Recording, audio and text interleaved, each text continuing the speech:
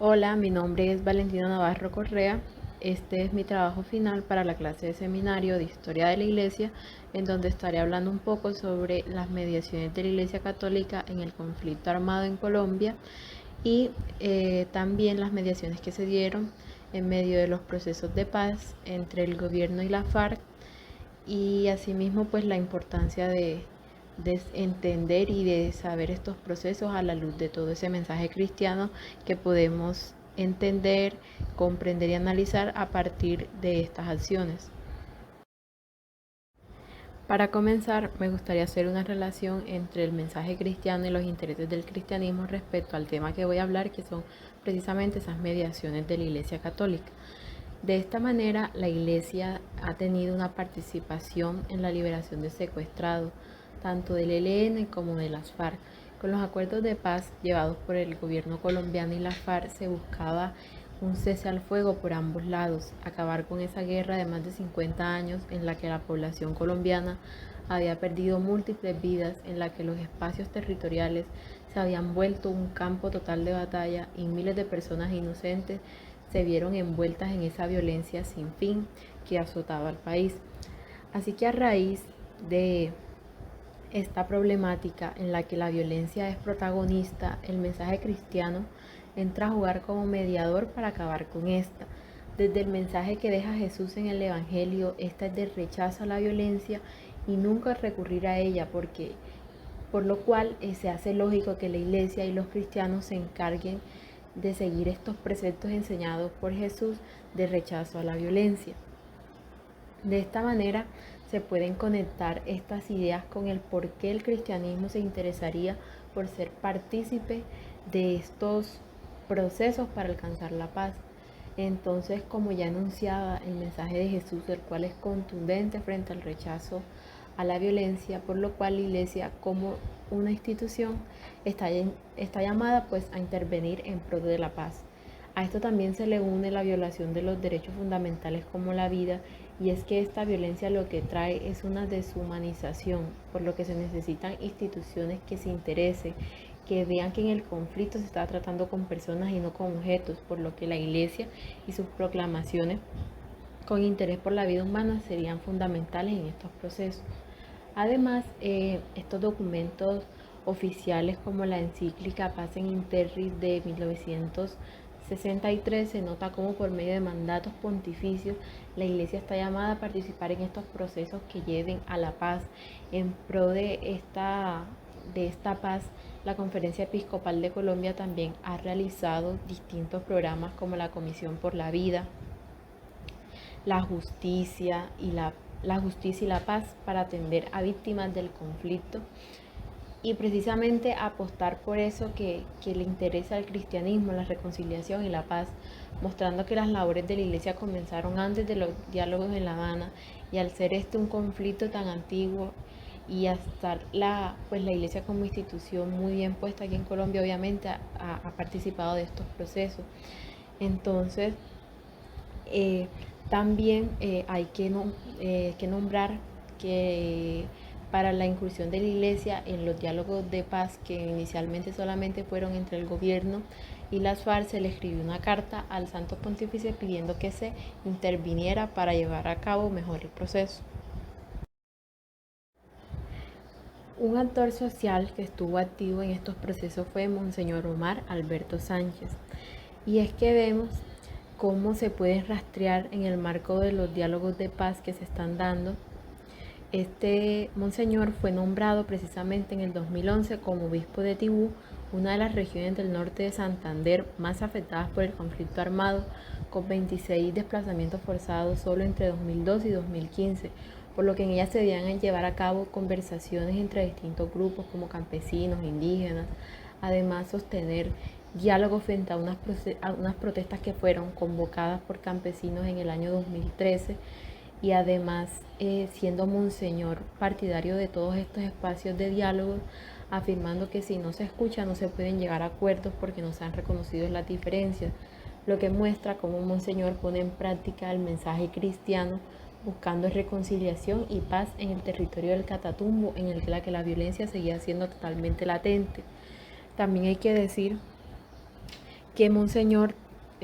tiene su periodo como obispo en el marco de las negociaciones. De esta manera estaba actualizado no solo frente a los acuerdos que se estaban llevando en La Habana, sino que buscaba contextualizar a la realidad de las personas del Catatumbo. Entonces, analizando su discurso, se muestra cómo todavía las personas del Catatumbo siguen con esas heridas de la guerra y de la violencia, y él dice que la firma de unos acuerdos no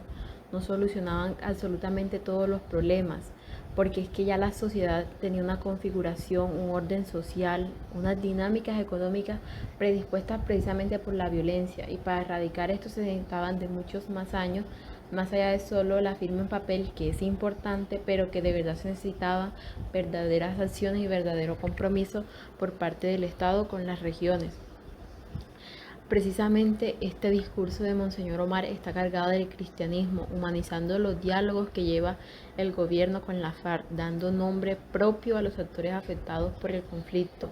Le da importancia a esta reconciliación y que la paz se logre escuchando al otro para saber sus diferencias y así buscar reconocerlo, ya que muchas personas quedan dibujadas en estos procesos de violencia, y para lograr una reconciliación y paz hay que reconocer al otro. Además, entre sus proyectos se encontraban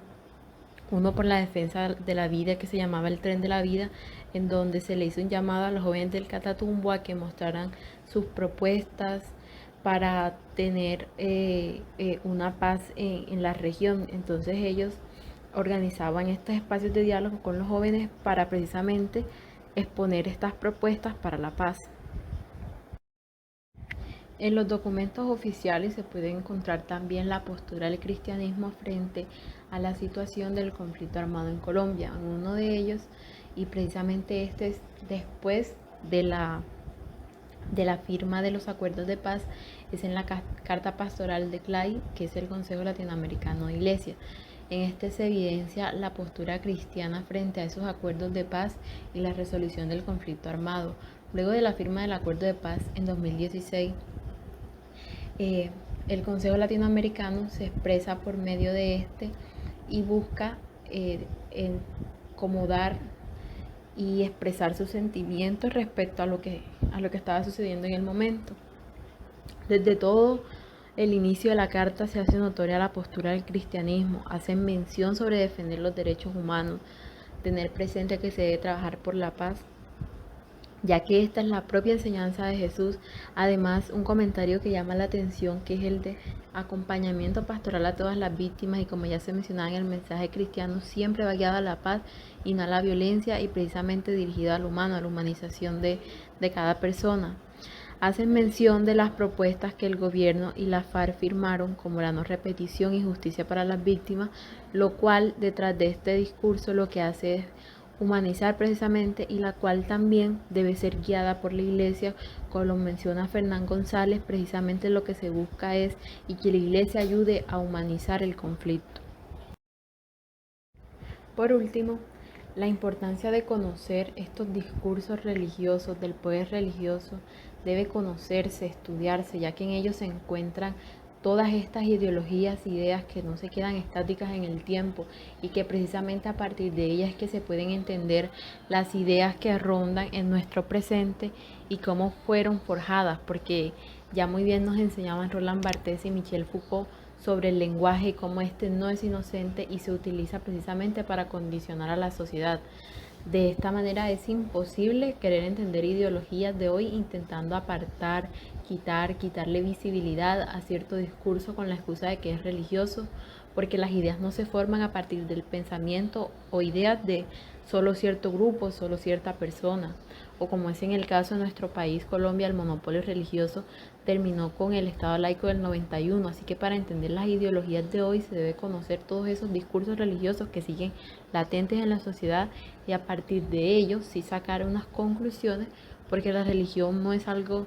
aparte que se deba dejar relegado, es parte activa en una sociedad, tal como vivimos con el conflicto colombiano, en la que esta precisamente fue mediadora en los años de violencia y que hoy lo sigue siendo. A esto se le suma la comprensión de procesos históricos en donde se necesita de estos discursos religiosos, del mensaje cristiano, en donde la iglesia y cristianos tienen participación y cómo dejarlo a un lado. Si se hace, quedaría una gran pieza faltante para la comprensión de cualquier suceso. Muchas gracias, eso sería todo y al final queda la bibliografía que consulte para realizar el trabajo.